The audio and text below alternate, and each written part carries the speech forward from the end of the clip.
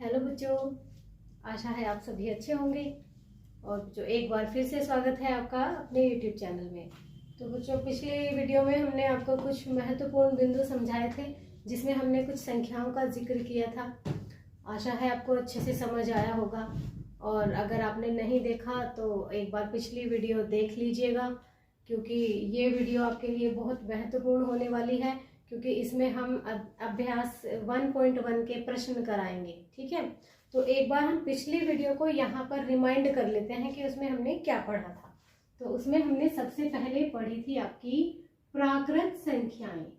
सबसे पहला बिंदु हमने पढ़ा था प्राकृत संख्याएं। इसकी पूरी परिभाषा हमने पढ़ी थी, और यहाँ हम आपको रिमाइंड करा देते हैं कि प्राकृत संख्याएं क्या होती हैं।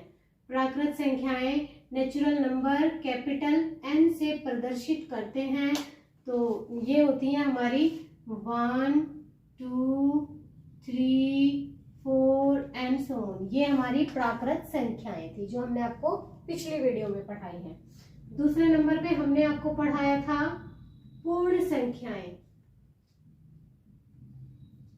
पूर्ण संख्याएं W से डिनोटेड करते थे। पूर्ण संख्याओं में 0 भी इंक्लूड होता था। 0, 1, 2, 3, 4 एंड सो ऑन। ये हमने आपको पिछले वीडियो में बताया था। ठीक है, तीसरे नंबर पे बच्चों हमने आपको पढ़ाया था पूर्णांक। पूर्णांक देख लीजिएगा आप पिछली वीडियो जाकर। जेड से हम इसको प्रदर्शित करते हैं। ये हो गया आपका पूर्णांक। पूर्णांक में हमने आपको नंबर लाइन पे समझाया था। पूर्णांक को नंबर लाइन पे के बीच में मिडिल में 0 होता है। राइट साइड होते हैं आपके धनात्मक पूर्णांक, और लेफ्ट साइड होते हैं आपके ऋणात्मक पूर्णांक। ठीक है, इसके बाद फोर्थ नंबर पे बताई थी आपको परिमेय संख्याएं।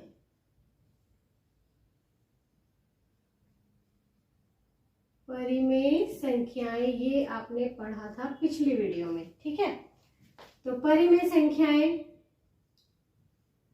रैशनल नंबर्स, जिन्हें हम P/Q के रूप में लिख सकते हैं, जहां P और Q पूर्णांक हैं, लेकिन एक कंडीशन और थी, लेकिन Q डज नॉट इक्वल 0। ठीक है, ये आपकी हो गई परिमेय संख्याएं। इसके बाद बच्चों आपने पढ़ा था अपरिमेय संख्याएं। अपरिमेय संख्याएं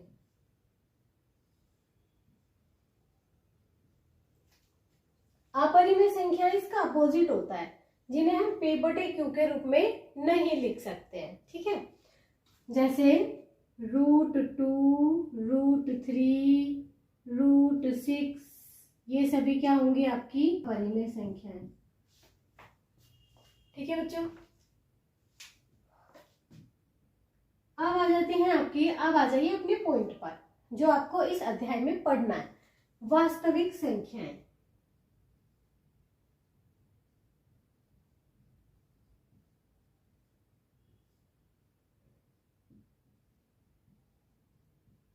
वास्तविक संख्याएं रियल नंबर्स। ठीक है, वास्तविक संख्याएं रियल नंबर होते हैं। रियल नंबर क्या होते हैं? सभी परिमेय और अपरिमेय संख्याएं वास्तविक संख्याएं होती हैं। तो आपकी वास्तविक संख्याओं की परिभाषा निकल कर आएगी कि सभी परिमेय तथा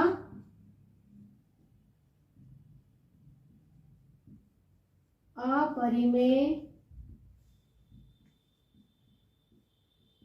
संख्याएं वास्तविक संख्याएं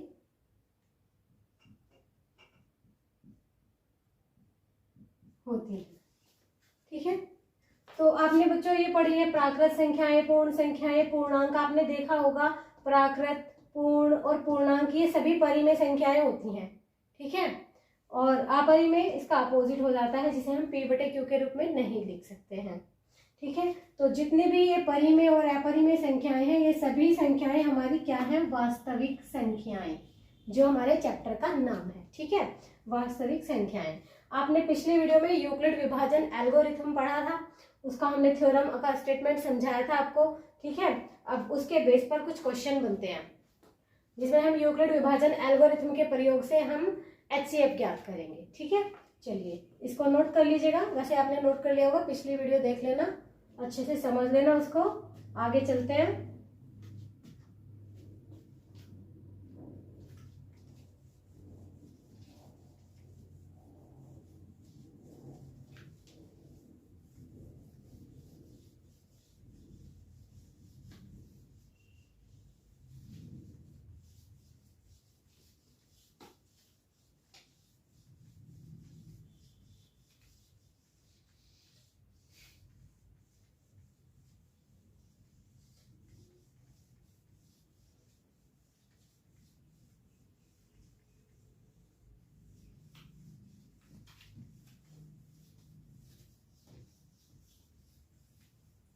चलिए आपका आ जाता है अभ्यास 1.1।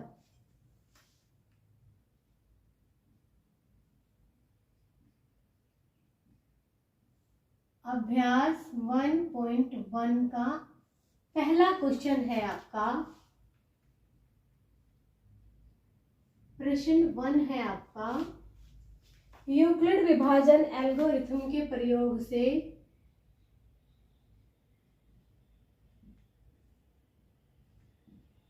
यूक्लिड विभाजन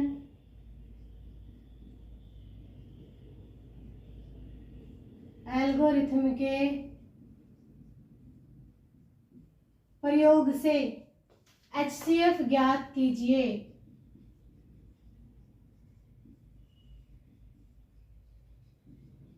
तो क्वेश्चन देख लेते हैं हम। तो चलिए शुरू करते हैं हम। पहला प्रश्न, इससे पहले हम ये ले लेते हैं 135 और 225। पहले हम इसको ले लेते हैं। ठीक है, तो यहाँ पर क्या है, हमारे पास दो संख्याएं हैं, एक संख्या बड़ी है और एक संख्या छोटी है।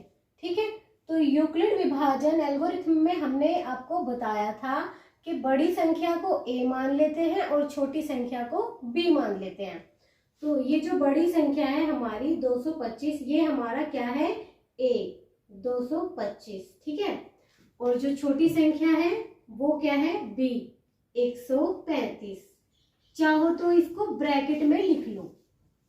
ठीक है, बड़ी संख्या को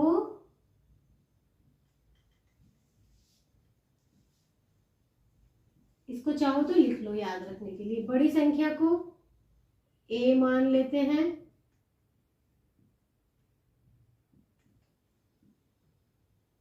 वह छोटी संख्या को b। ठीक है बच्चों, चलिए आगे। उसके बाद हम क्या करते हैं, जो छोटी संख्या है उससे हम बड़ी संख्या को डिवाइड करते हैं।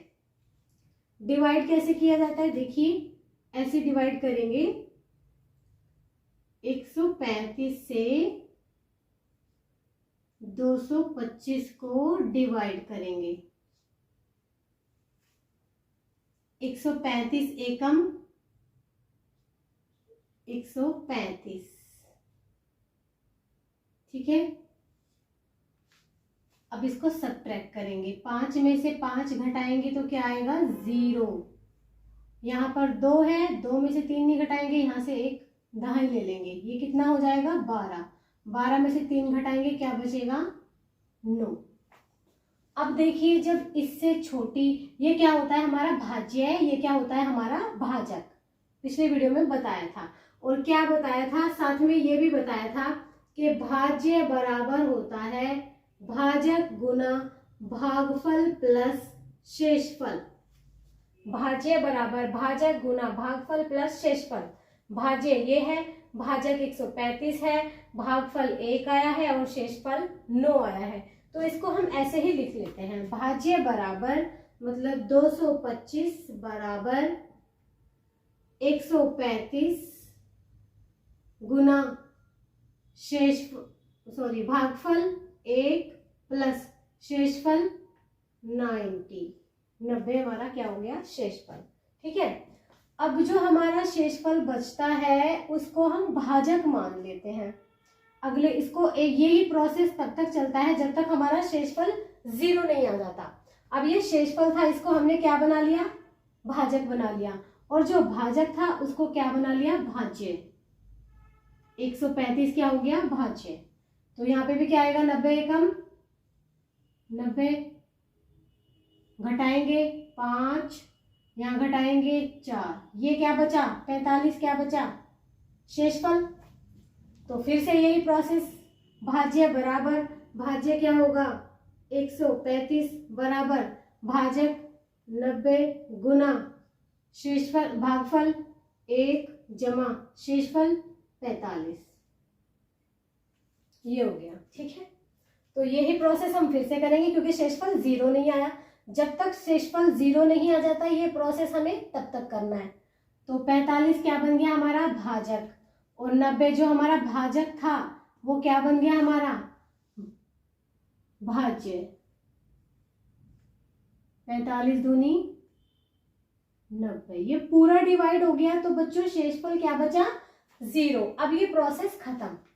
ठीक है, तो भाज्य क्या है हमारा 90, भाजक 45, भागफल 2 प्लस शेषफल 0। ठीक है, तो हमारा HCF क्या होगा, HCF 2 तरह से याद कर सकते हैं। ये प्रोसेस खत्म होने से पहले जो हमारा लास्ट हमारा शेषफल था, लास्ट शेषफल क्या था 45 था, जो हमारा लास्ट शेषफल था वो हमारा क्या होगा HCF। या फिर हम ऐसे भी याद कर सकते हैं कि जो हमारा लास्ट भाजक था, जो हमारा आखिर में भाजक बचा था, भाजक भाज्य बराबर भाजक गुना भागफल जमा शेषफल। तो भाजक 45 था, जो हमारा लास्ट भाजक था वो क्या होगा हमारा HCF। HCF कितना आ गया हमारा 45। ब्रैकेट में लिख सकते हो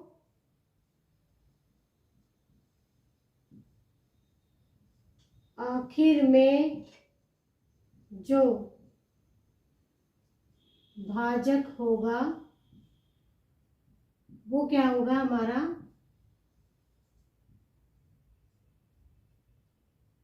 वह हमारा HCF होगा। बात आई समझ में? तो ये होगी हमारा यूक्लिड विभाजन एल्गोरिथम के प्रयोग से ये हमने HCF ज्ञात कर लिया है। ठीक है, तो ऐसे ही हमें बाकी के 2 क्वेश्चन भी सोल्व करने हैं। पहला आपको समझ आ गया होगा अच्छे से, चलिए इसको नोट कर लीजिएगा। इसको मिटा देते हैं, फिर दूसरा क्वेश्चन कराते हैं।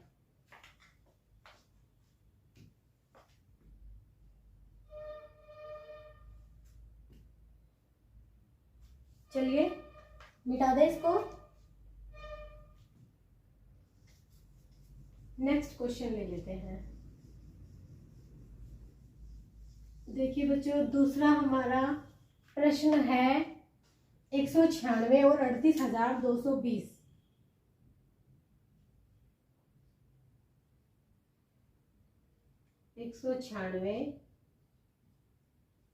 और 38,220 ये हमारा प्रश्न हो गया। ये हमारा अगला प्रश्न है।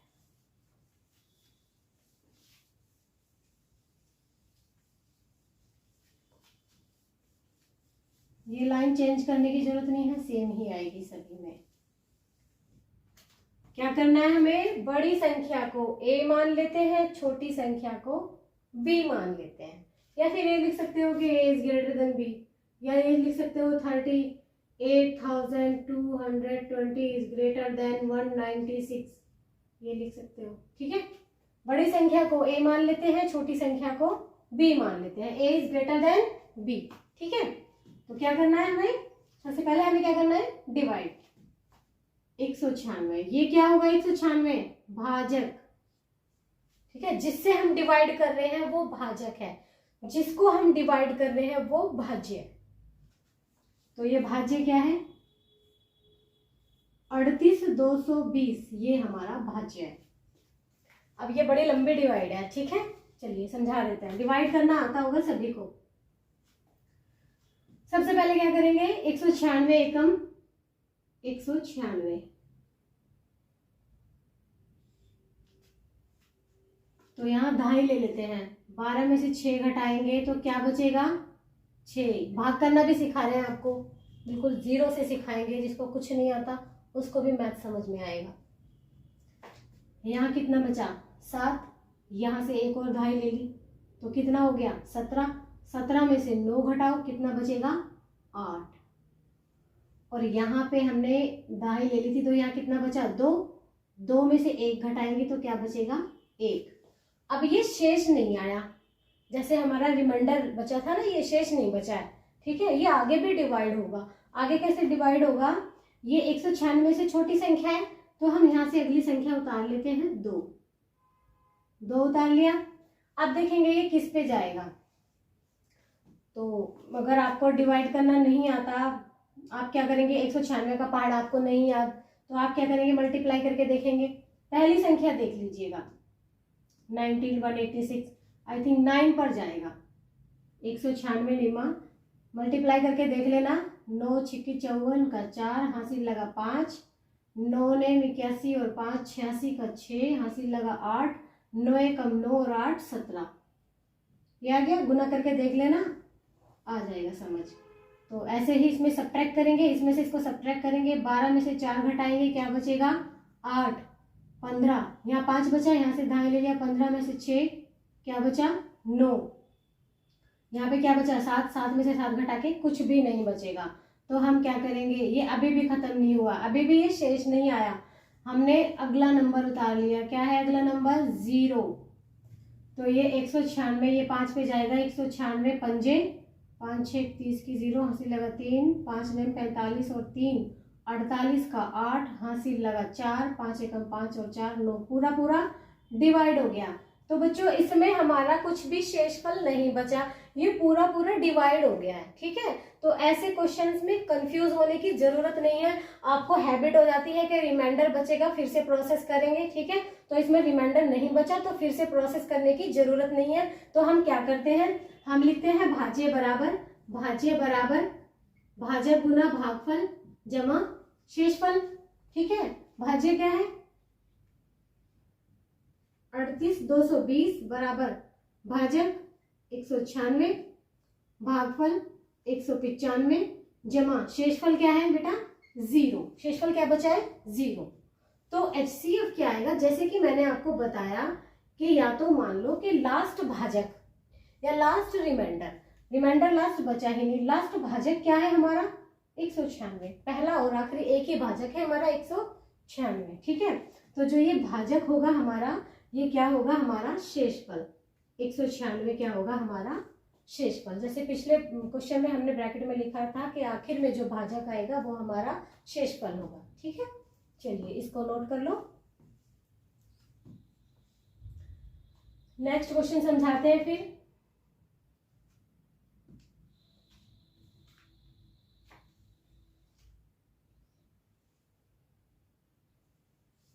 चलिए मिटा दें, इसको मिटा देते हैं।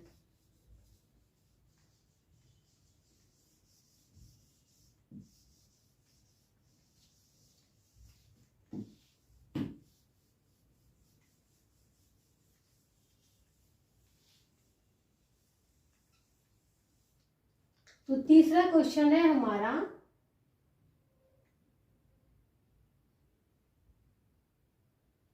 867 और 255। 867 और 255। ठीक है, चलिए same process. 867 is greater than 255। ठीक है, तो क्या करना है, बड़ी संख्या को a मान लेते हैं और छोटी संख्या को b मान लेते हैं।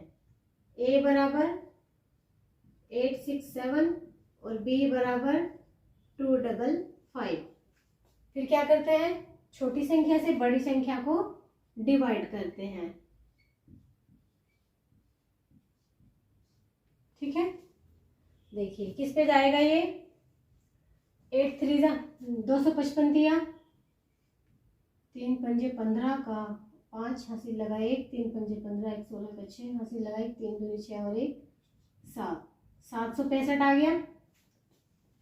अब क्या करेंगे, सब्ट्रैक्ट, 5 में से 7 में से 5 घटाएंगे तो बचेगा 2, 6 में से 6 घटाएंगे तो बचेगा 0, 8 में से 7 घटाएंगे तो क्या बचेगा 1। ठीक है, तो इसको यूक्लिड विभाजन एल्गोरिथम प्रमेय के रूप में लिखेंगे। भाज्य बराबर भाजक गुना भागफल जमा शेषफल, मतलब a बराबर बी क्यू प्लस आर। ए भाज्य, भाज्य क्या है, 867 बराबर भाजक 255 गुना भागफल 3 जमा शेषफल 102। शेषफल क्या होता है, जो लास्ट में जो हमारे भाजक से छोटी संख्या आती है वो क्या होती है, हमारा शेषफल। ठीक है, तो ये भाजक से छोटी संख्या आई है, अगली संख्या भी हम कोई नहीं उतार सकते, कुछ आगे है ही नहीं। ठीक है, तो ये क्या है, हमारा शेषफल है। ठीक है, तो ये प्रोसेस हमें फिर से करना है क्योंकि हमारा कुछ शेषफल बचा है। तो क्या करेंगे, शेषफल को हम भाजक बना लेंगे और भाजक को हम भाज्य बना देंगे 255। ठीक है, तो क्या आ जाएगा, 102 दूनी 204 आ जाएगा, 5 में से 4 घटाएंगे 1, 5 में से 0 घटाएंगे 5, 51 शेष आ जाएगा। तो फिर से लिखते हैं ये प्रोसेस, भाज्य बराबर भाजक गुना भागफल जमा शेषफल। भाज्य क्या है 255 बराबर भाजक क्या है 102 गुना भागफल क्या है 2 जमा शेषफल क्या हो गया 51। ठीक है,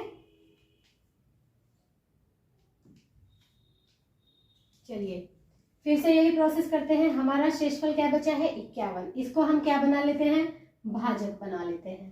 ठीक है, जो भाजक था पहले वो क्या बन जाता है, हमारा भाज्य बन जाता है। तो ये पूरा चल जाएगा इस पे, 51 दूनी 102 कंप्लीट डिवाइड हो गया, पूरा पूरा विभाजित हो गया ये, तो कुछ भी शेष नहीं बचा है। तो ये प्रोसेस यहीं पर हम खत्म कर देते हैं। तो भाज्य बराबर आ जाता है हमारा, भाज्य क्या है 102 बराबर भाजक है 51 गुना भागफल है 2 जमा शेषफल 0। जब शेषफल 0 आ गया तो ये प्रोसेस खत्म। तो जो HCF आएगा वो आएगा लास्ट भाजक। लास्ट भाजक क्या है 51, क्या है लास्ट भाजक 51, ये होगा हमारा HCF। चलिए नोट कर लीजिएगा इसको, दूसरा क्वेश्चन कराते हैं।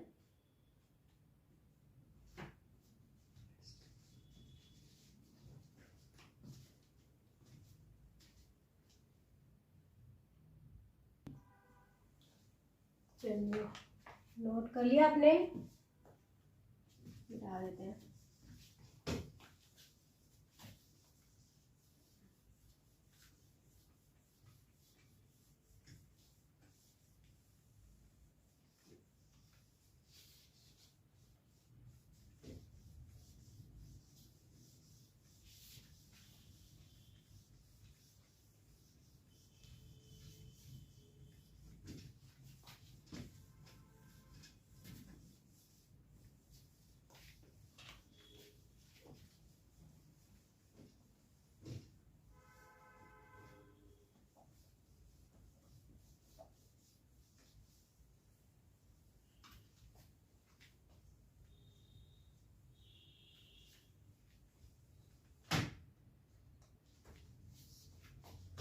चलिए प्रश्न संख्या 2।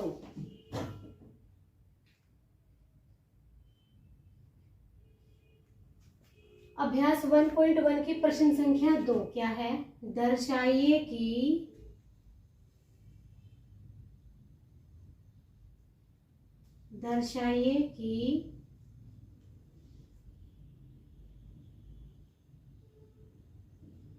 कोई धनात्मक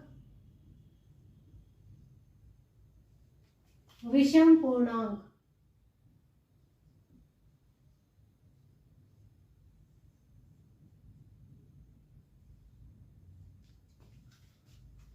six Q plus 1, 6q plus 3 या 6q प्लस 5 के रूप का होता है। ये आपको सिद्ध करना है कि कोई धनात्मक विषम पूर्णांक 6q plus 1, 6q plus 3, 6q plus 5 के रूप का होता है। तो हम इसको हल करते हैं। हल में क्या करेंगे? माना ए कोई धनात्मक विषम पूर्णांक है। सॉरी, धनात्मक पूर्णांक लिख लीजिएगा।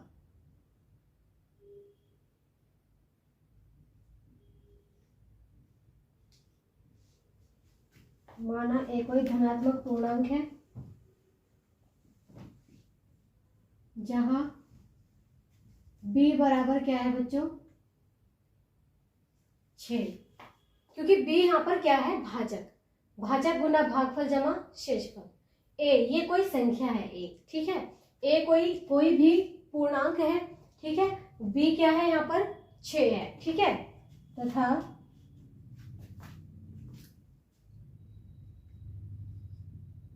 जब हम 6 से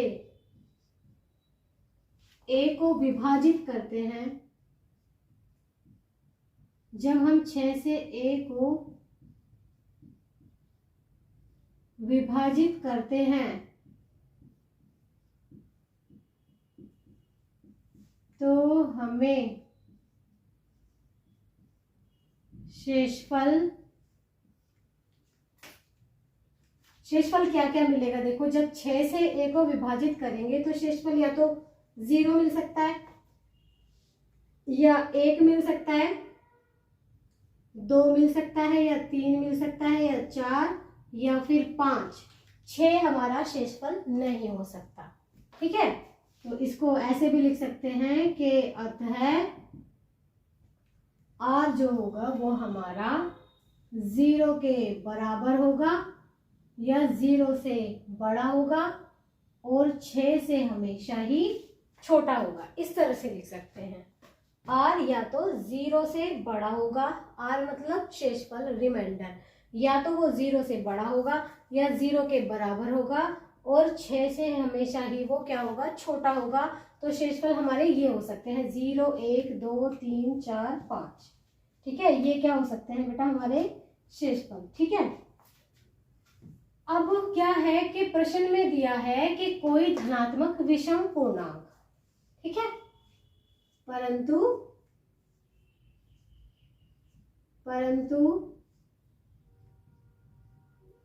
ए कोई धनात्मक विषम पूर्णांक है,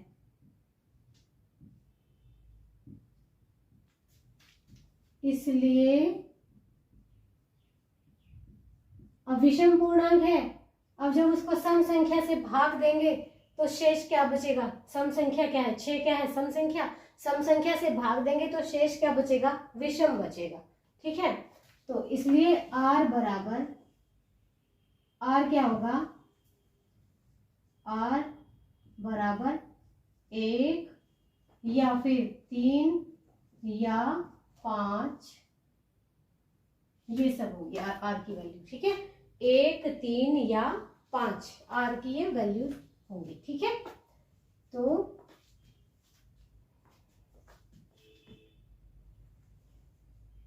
अतः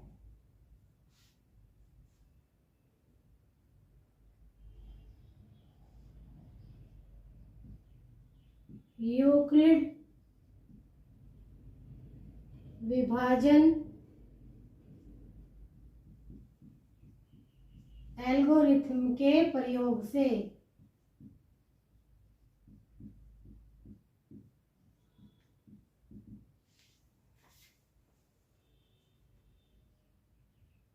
ए क्या होगा,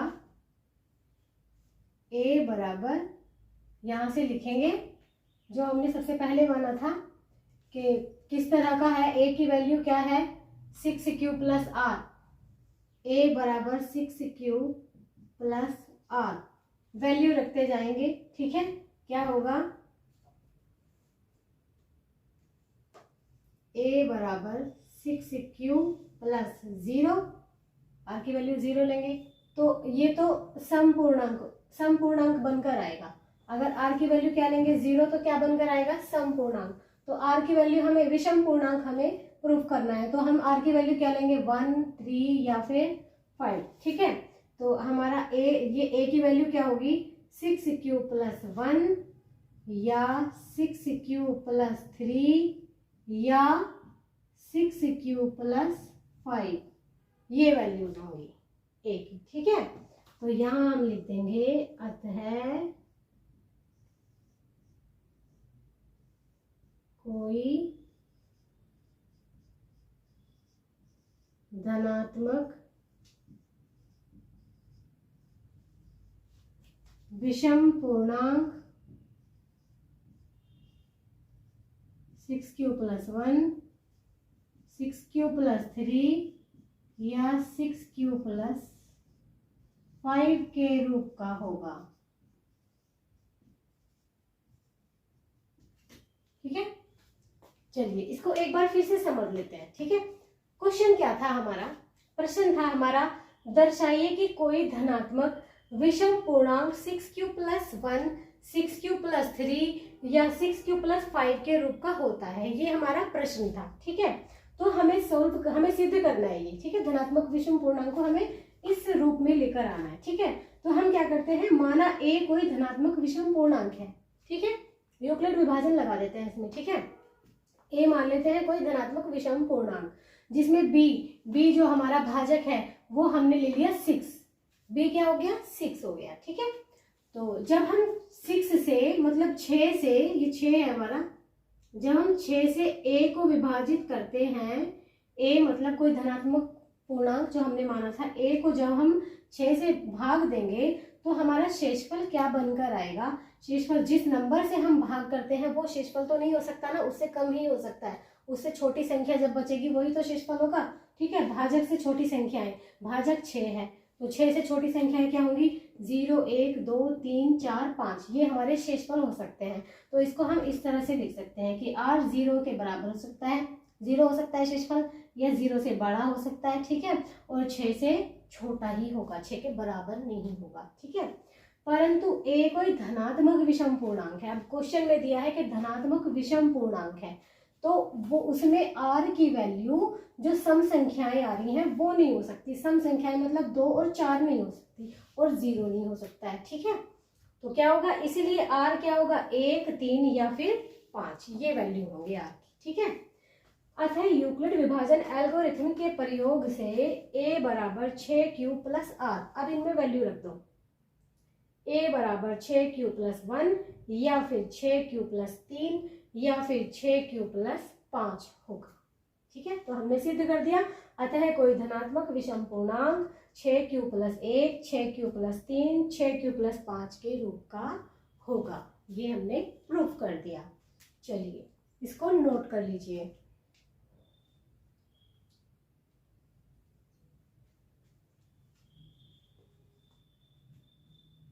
नोट कर लीजिए इसको।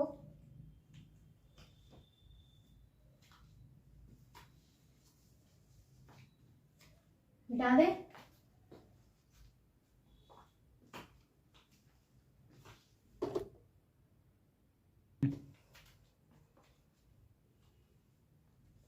चलिए मिटा देते हैं।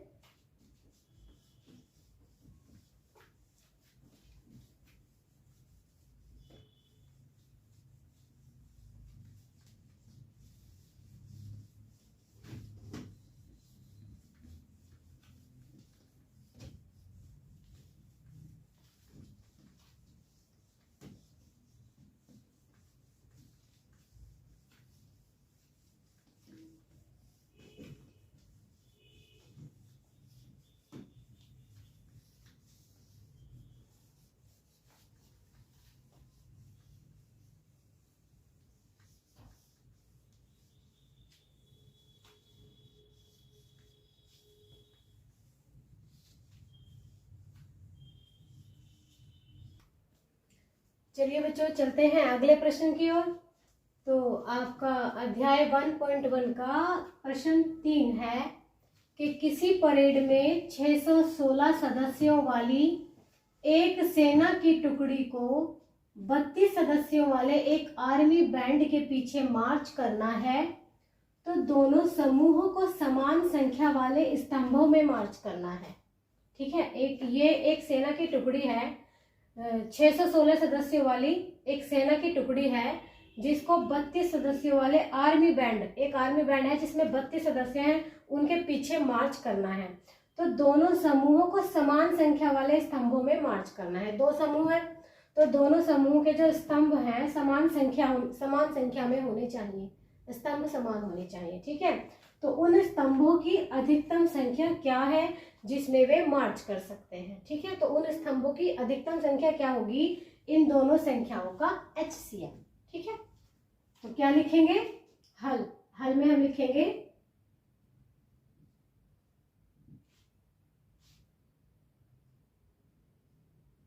स्तंभों की अधिकतम संख्या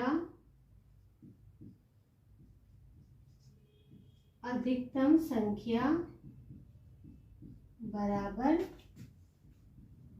HCF 616 एंड 32, इन दोनों संख्याओं का HCF अभी आप प्रश्न 1 में सीख चुके हैं। ठीक है, चलिए इसका HCF ज्ञात करते हैं। क्या करना है हमें, सबसे पहले हमें बड़ा नंबर और छोटा नंबर देख लेना है। ठीक है, बड़ा नंबर क्या है हमारा 616, छोटा नंबर क्या है हमारा 32। तो क्या लिखेंगे, A बराबर 616 और B बराबर 32। ठीक है, तो हमारी प्रमेय क्या होती है, A बराबर BQ प्लस R। A भी हमें पता है, B भी हमें पता है, Q और R हम निकाल लेते हैं। कैसे निकालेंगे, हम डिवाइड करेंगे छोटी संख्या से बड़ी संख्या को। 32 से हम किसको डिवाइड करेंगे, 616 को। ठीक है, 32 से कम 32, 32 दूनी 64, 64 ज्यादा हो जाएगा तो क्या चलेगा, 32 से कम 32। तो घटाएंगे, 11 में से 2 घटाएंगे तो 9 बचेगा, और हमारा 5 में से 3 घटाएंगे तो 2 बचेगा, 29। ठीक है, अभी ये रिमाइंडर नहीं है। ठीक है, ये और डिवाइड हो सकता है, 6 उतार लेंगे यहाँ पे। तो क्या आएगा इस पे, 32 निम्मा 9 दूनी 8 कर लेते हैं। छोटे बच्चों की तरह सिखाने की जरूरत नहीं है, इतना आता होगा आपको। 9 दूनी 18 का 8 हासिल लगा 1, 9 तिया 27 और 1 28, ये आ गया 288। सब्ट्रैक्ट करेंगे, 16 में से 8 घटा के कितना बचता है, 8। 8 में से 8 घटाएंगे तो कुछ भी नहीं बचेगा। अब ये हमारा रिमाइंडर आया, 296 से 288 को हमने सब्ट्रैक्ट कर दिया, 8 बचा, तो ये क्या बचा हमारा शेषफल। तो यूक्लिड डिवीजन लगाओ इसमें, भाज्य बराबर भाज्य 616, A क्या होगा 616 और B क्या है, B क्या है 32। ठीक है, 32 हो गया B, गुना क्या आना है Q क्या होता है भागफल 19, ये हो गया क्यू, ठीक है, प्लस आर, आर क्या होता है, शेषफल, शेषफल 8, ठीक है। तो ये प्रोसेस फिर से करना है क्योंकि हमारा शेषफल 8 बचा है। तो इसको क्या बना लेंगे, शेषफल को भाजक, और जो भाजक था उसको क्या बना देंगे, भाज्य। ये पूरा पूरा डिवाइड हो जाएगा, 8 चौक 32, रिमाइंडर कुछ भी नहीं बचा, ये प्रोसेस खत्म, ठीक है। तो यहाँ क्या लिखते हैं, भाज्य, भाज्य क्या है हमारा यहाँ पे 32 बराबर भाजक, भाजक क्या है 8 गुना भागफल क्या होगा 4 प्लस शेषफल क्या होगा 0। तो HCF क्या आएगा, HCF क्या बताया था, लास्ट भाजक, लास्ट भाजक क्या है, सबसे आखिर में भाजक क्या आया था 8, यहाँ पर भी क्या है देखो 8, ठीक है। तो HCF क्या होगा 8, HCF होगा हमारा 8। तो स्तंभों की अधिकतम संख्या क्या आई है 8। तो यहाँ लिखेंगे अतः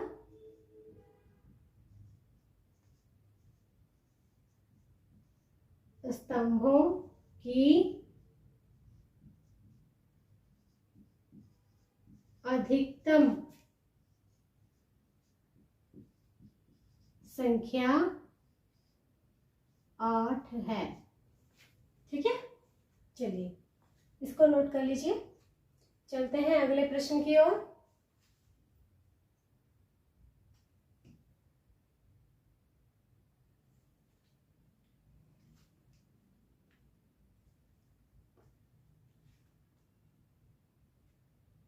चलिए इसको मिटा देते हैं।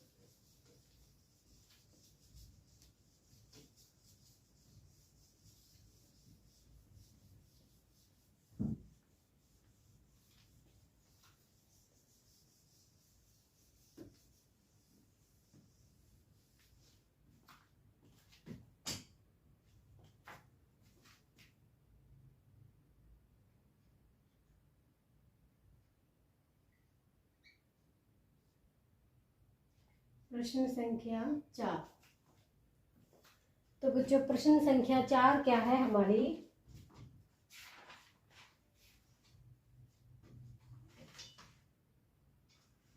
यूक्लिड विभाजन प्रमेयिका का प्रयोग करके दर्शाइए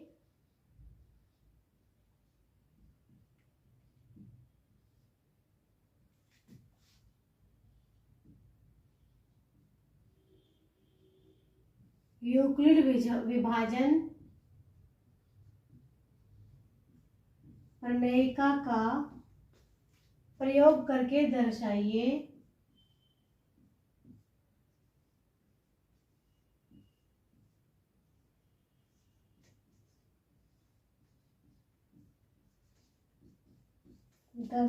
कि किसी धनात्मक पूर्णांक का वर्ग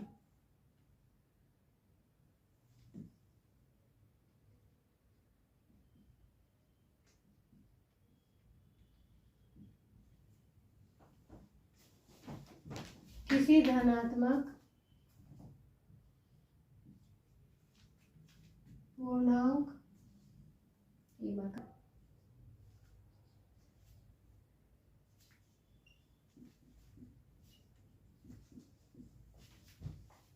किसी पूर्णांक m के लिए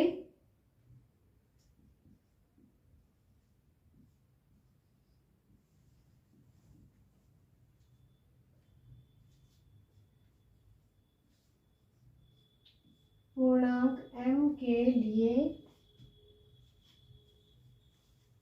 3m या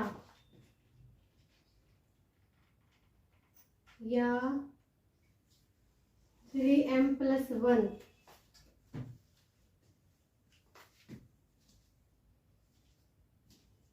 के रूप का होता है।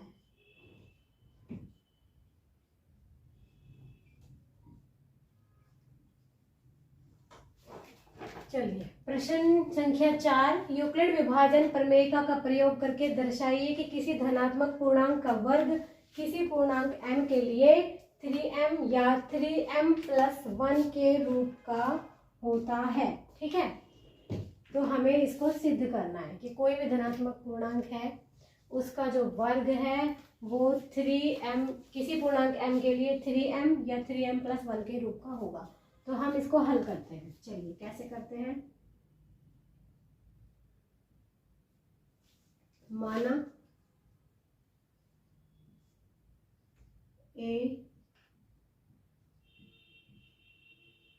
कोई धनात्मक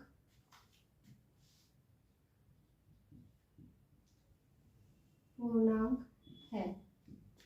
ठीक है, ए हमने मान लिया कि कोई धनात्मक पूर्णांक है और ए किस तरह का पूर्णांक है,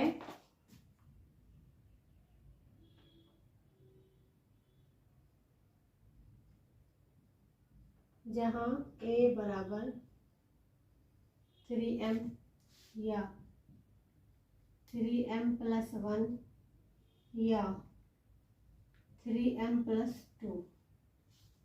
देखिए ए कोई धनात्मक पूर्णांक है और जब उसको 3 से विभाजित करेंगे तो रिमाइंडर या तो 0 होगा या फिर 1 होगा या फिर 2 होगा। तो इसको m ना लिख के q लिख लीजिएगा, आप q ले लीजिएगा, 3q और 3q+1 और 3q+2 इसके रूप का है। कोई धनात्मक पूर्णांक है a और उसका रूप क्या होगा 3q या 3q+1 या 3q+2। ठीक है, अब क्या करते हैं, इसको वर्ग करते हैं। वर्ग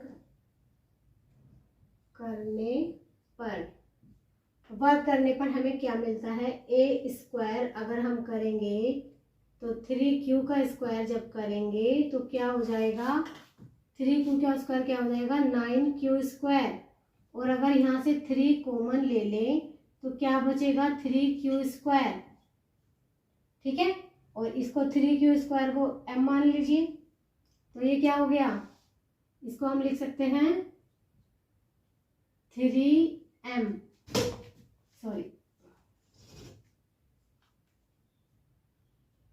जहां m बराबर 3q²। देखिए हमने क्या लिया, माना a कोई धनात्मक पूर्णांक है, कोई भी पूर्णांक है a, और a का रूप क्या होगा 3q होगा, या तो वो या 3q+1 या 3q+2, क्योंकि जब हम किसी नंबर को 3 से भाग देंगे तो शेषफल क्या होगा, या तो 0 होगा 3q+0 मतलब, ठीक है, या फिर शेषफल 1 होगा, या फिर शेषफल क्या होगा 2 होगा। ठीक है, वर्ग करेंगे, a का वर्ग कर दिया तो 3q का, पहले वाले का वर्ग करेंगे, 3q का वर्ग करेंगे तो क्या आ जाएगा 9q का वर्ग। तो 3 जब कॉमन लेंगे तो 3q² आएगा, तो ये हो जाएगा 3m। जो ब्रैकेट वाली संख्या है, जो ब्रैकेट वाला नंबर है हमारा, उसको हमने क्या मान लिया m बराबर, जहां m बराबर 3q²। ठीक है, चलिए दूसरे नंबर को करेंगे हम वर्ग, 3q+1 को वर्ग करेंगे। पहले ये लिखिए एक a², a का वर्ग बराबर 3q+1 का वर्ग बराबर, इसका वर्ग करेंगे, a+b का होल स्क्वायर बन रहा है, a+b का होल स्क्वायर खोलेंगे, a का square plus 2 Guna a Guna b, a² plus 2ab plus b² मतलब 1 का स्क्वायर। अब इसको खोल के लिखेंगे 9q² जमा 2 × 6, 6 एकम 6, 6q प्लस 1। तो इसको बराबर करके हम ऐसे लिख सकते हैं, यहाँ से 3 कॉमन ले लीजिए, 3 कॉमन ले लिया तो ये क्या बचा 3q² प्लस 2 प्लस 1। तो ये वैल्यू होगी बराबर 3m+1। ब्रैकेट वाली वैल्यू क्या होगी हमारी m, तो ये वैल्यू क्या होगी 3m+1। यहाँ क्या लिख देंगे, जहां m बराबर 3q² प्लस 2, ब्रैकेट वाली वैल्यू को हमने क्या मान लिया, m। तो पहला रूट क्या आया 3m, दूसरा रूट क्या आ गया 3m प्लस 1 दूसरी संख्या का।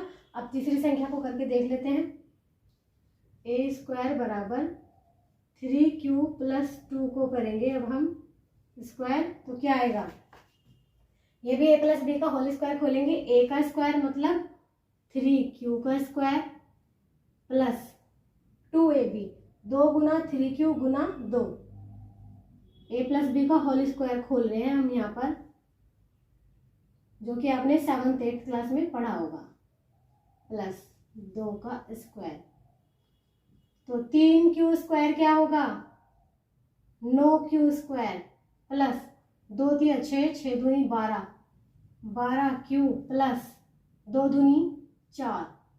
अब देखिए समझने वाली बात है यहाँ पर, इसको हम ऐसे भी लिख सकते हैं 9q² प्लस 12q प्लस 4 को हम ऐसे लिख सकते हैं 3 जमा 1, 4 को लिख सकते हैं 3 जमा 1। तो हम क्या करेंगे, इसमें से हम 3 कॉमन ले लेंगे, जब 3 कॉमन लेंगे तो ये हो जाएगा 3q² प्लस 3 चौक 12, 4q प्लस, देखो यहाँ से 3 कॉमन लिया तो 3q² बचा, यहाँ से 3 कॉमन लिया 3 चौक 12, 4q बचा, यहाँ से 3 कॉमन ले लिया तो क्या बचा 1, 3 एकम 3 और प्लस में क्या है 1। तो ये वैल्यू भी हमारी क्या हो गई 3m प्लस 1, ब्रैकेट वाले को हमने क्या मान लिया m। यहां हम लिख देंगे जहां m बराबर 3q² प्लस 4q प्लस 1। ठीक है, तो जो हमारा धनात्मक पूर्णांक था a, वो किसके रूप का आया, 3m प्लस 1, 3m प्लस 1। ये ही हमें सिद्ध करना था। इसमें दिया था यूक्लिड विभाजन प्रमेय का प्रयोग करके दर्शाइए कि किसी धनात्मक पूर्णांक का वर्ग m के लिए 3m होगा या फिर 3m प्लस 1 होगा। वर्ग करने पर क्या आएगा 3m या फिर 3m प्लस 1 का वर्ग। इसका मतलब क्या है, 3m का मतलब 3 का गुणांक, ठीक है, 3 से विभाजित होने वाला, या फिर 3 के गुणांक से एक अधिक।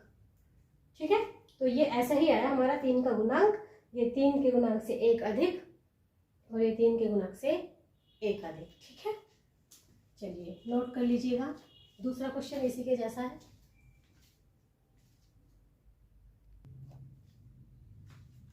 चलिए नोट कर लिया। अगला प्रश्न इसी के जैसा है, प्रश्न 5 मिटा देते हैं। इसमें वर्ग सिद्ध करना था, उसमें घन सिद्ध करना है।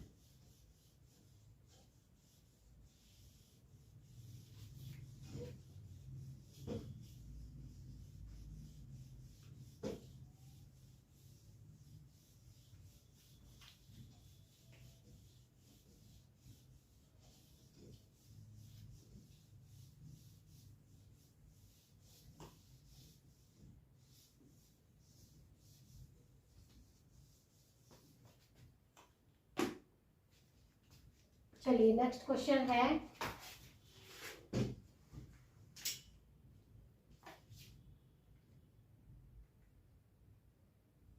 प्रश्न 5।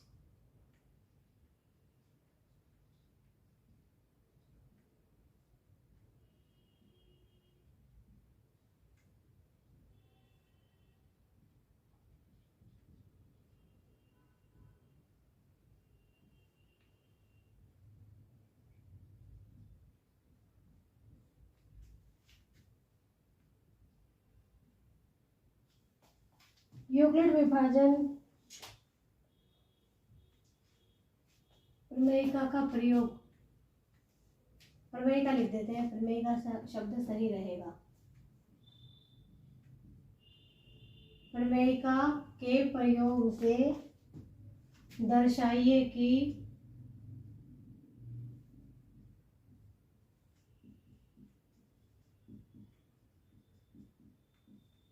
किसी धनात्मक पूर्णांक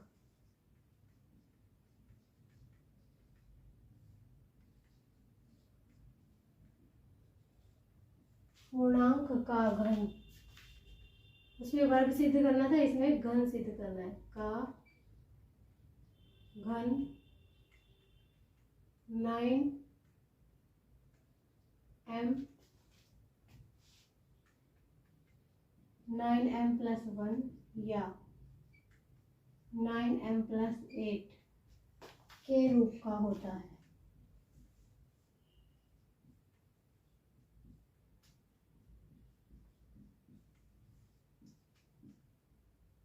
चलिए इसको हल करते हैं। देखिए पिछले प्रश्न में हमने यूक्लिड विभाजन प्रमेयिका के प्रयोग से दर्शाया था कि धनात्मक पूर्णांक का वर्ग 3m और 3m+1 के रूप का होता है। ठीक है, अब इसमें क्या होगा कि किसी भी धनात्मक पूर्णांक का घन, इस बार घन आएगा, घन मतलब 3 पावर, ठीक है, क्यूब किसके रूप का होगा, 9m+1 या 9m+8 के रूप का होगा। तो इसको हम कैसे करते हैं, चलिए देख लीजिए। माना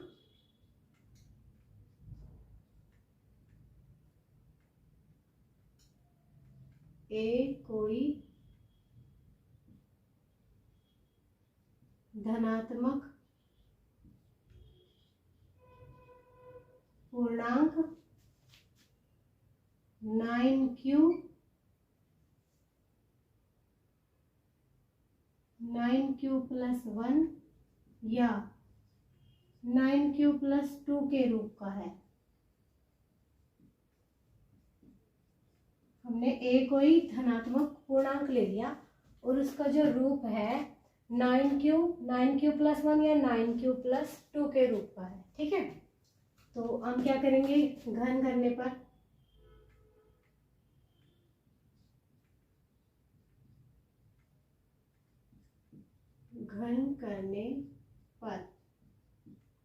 जब घन करेंगे तो क्या आएगा, 9q का घन कीजिए, क्या आएगा, 9 81, 81 निम्मा 243, करके देख लो एक बार। हाँ 243 क्यूब। अब यहाँ से 9 कॉमन ले लो,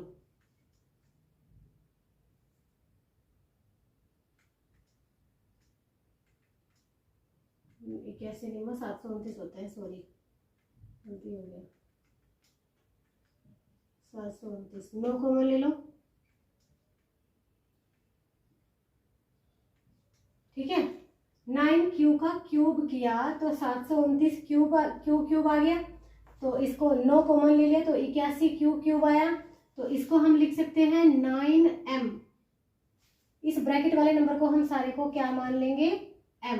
अब यहाँ साथ में ये भी लिख देंगे, जहां m हमने किसको लिया है, m बराबर 81 क्यूब, ये हो गया हमारा m। ठीक है, चलिए दूसरा करते हैं, 9q + 1 का क्यूब बराबर, कैसे करेंगे, a + b का होल क्यूब आ गया बच्चों, a + b का होल क्यूब। फॉर्मूला क्या होता है, अगर आपको नहीं याद मैं लिख देती हूँ, a + b का होल क्यूब क्या होता है, स्क्वायर तो आपको याद होगा, ये होता है a³ + 3ab और a + b + b³। ये ऐसे भी बन सकता है आपका, या फिर ऐसे भी बन सकता है।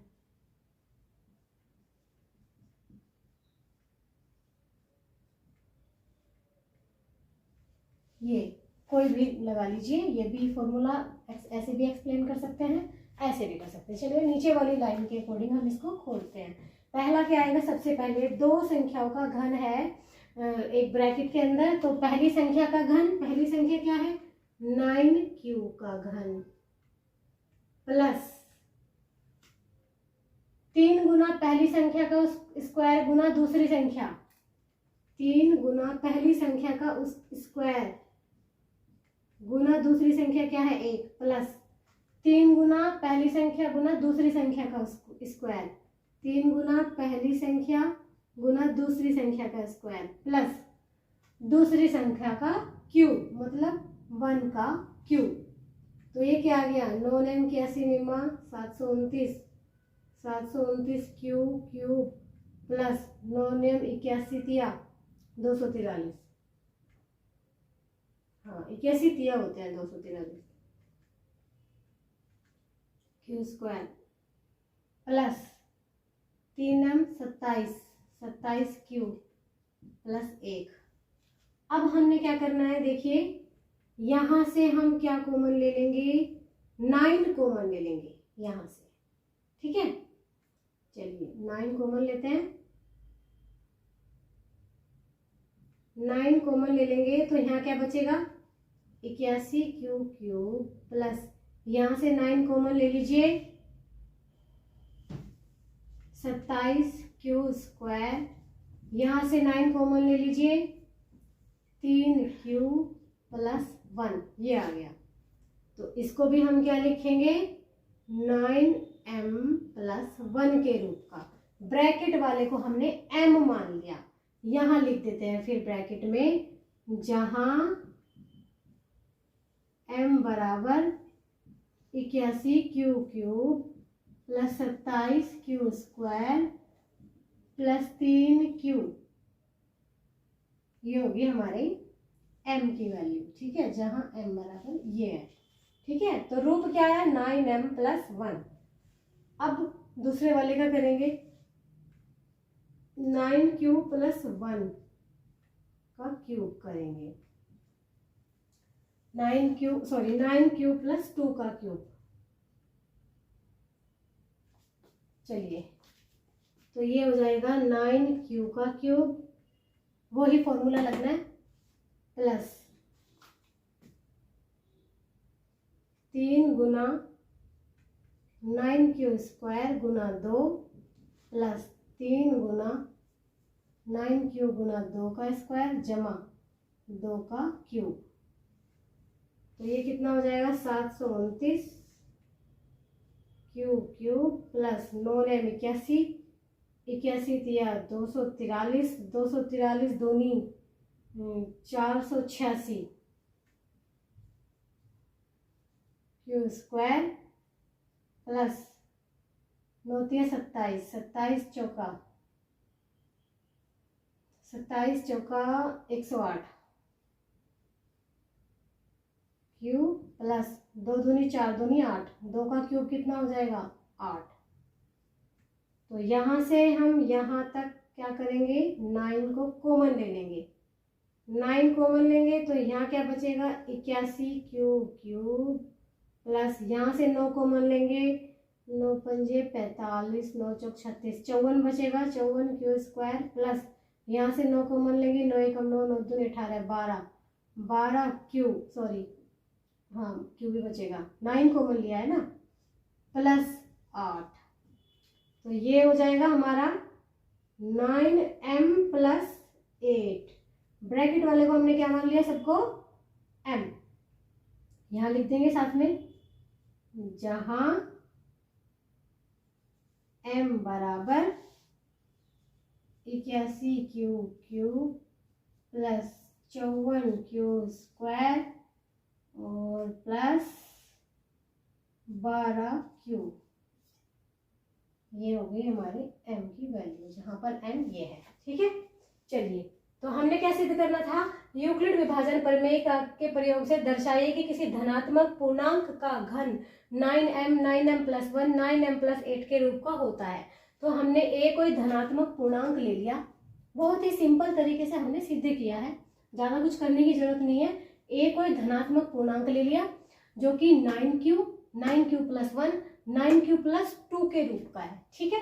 तो हम इन तीनों का ही घन करके दिखाएंगे, इनका घन करके दिखाएंगे और वो इस रूप में आएगा, ठीक है। चलिए देखते हैं, पहले हमने घन किया 9q का हमने घन किया तो हमारा है 729 क्यूब, ठीक है। फिर हमने 9 कॉमन लिए, यहाँ से 81 क्यूब बचा, तो जो ये ब्रैकेट में बचा है इसको हमने क्या मान लिया, m, यहाँ हमने m मान लिया, m इसको मान लिया, तो किसका रूप आया ये 9m का, मतलब 9 का मल्टीपल आया। ठीक है, ऐसे ही हमने दूसरा नंबर ले लिया 9 क्यूब प्लस 1, इसका क्यूब करेंगे तो ये a प्लस बी का होल क्यूब बन रहा है। a प्लस बी के होल क्यूब का आपको फॉर्मूला आना चाहिए, तो मैंने यहाँ लिख दिया ये फॉर्मूला। ठीक है, तो इस फॉर्मूले को मैंने ये वाली लाइन से एक्सप्लेन किया है। ठीक है, यहाँ से एक्सप्लेन करोगे तो आपकी एक लाइन और बढ़ जाएगी, यहाँ से कीजिएगा। ठीक है, तो पहले क्या किया हमने, a का क्यूब, पहले नंबर का क्यूब, प्लस फिर 3 गुना पहले नंबर का स्क्वायर गुना दूसरा नंबर, प्लस 3 गुना पहला नंबर गुना दूसरे नंबर का स्क्वायर, और प्लस आखिर में क्या आएगा, दूसरे नंबर का क्यूब। ठीक है, इसको एक्सप्लेन कर लिया हमने, ये वैल्यू आई, यहाँ से हमने 9 कॉमन लिया तो ये वैल्यू आई, और ये जो ब्रैकेट में वैल्यू आई है 9 को कॉमन लेने के बाद इसको हमने क्या मान लिया, m, तो ये किसका रूप हो गया, 9m प्लस 1, दूसरा किसका रूप हो गया, 9m प्लस 1। ठीक है, ऐसे ही हमने तीसरा नंबर ले लिया 9 क्यूब प्लस 2, 9 क्यूब प्लस 2 ले लीजिए, इसका क्यूब करेंगे तो ये एक्सप्लेन करने के बाद यही फॉर्मूला लगेगा, इसमें भी a प्लस बी का होल क्यूब, इसको हमने एक्सप्लेन किया, ये संख्या आई, यहाँ से हमने 9 कॉमन ले लिया तो ये संख्या आई ब्रैकेट में, जो ये ब्रैकेट में संख्या आई इसको हमने क्या मान लिया, m, तो ये क्या बना हमारा 9m प्लस 8, 9m प्लस 8 के रूप का बना। ठीक है, तो ये 9m प्लस 8 यहाँ आ गया। ठीक है, ये हमने सिद्ध कर दिया है। तो अब हम लास्ट में, यहाँ स्पेस नहीं बचा है, मैं बता देती हूँ आपको क्या लिखना है। लास्ट में आपको लिखना है अतः किसी धनात्मक पूर्णांक का घन 9m प्लस 1 या 9m प्लस 8 के रूप का होता है। एक बार फिर से सुन लीजिएगा, आपको लास्ट में लिखना है अतः किसी धनात्मक पूर्णांक का घन 9m प्लस 1 या 9m प्लस 8 के रूप का होता है। ठीक है, चलिए इसको नोट कर लीजिएगा।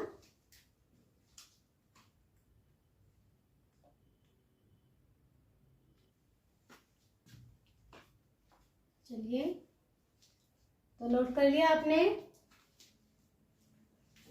इसी के साथ आपका ये अभ्यास 1.1 खत्म होता है और हम आपके लिए अगली वीडियो में लेकर आएंगे अभ्यास 1.2। तब तक के लिए आप तैयार रहिए और इसको अच्छे से समझ लीजिए, नोट कर लीजिए। अगर कहीं पर भी किसी को कोई प्रॉब्लम आई है, कहीं पर कुछ समझ नहीं आया है तो आप कमेंट डाल सकते हैं, या फिर मैं ये चैप्टर ख़त्म होने के बाद मैं एक लाइव क्लास लूँगी आपकी, तो उसमें भी आप अपनी प्रॉब्लम्स शेयर कर सकते हैं।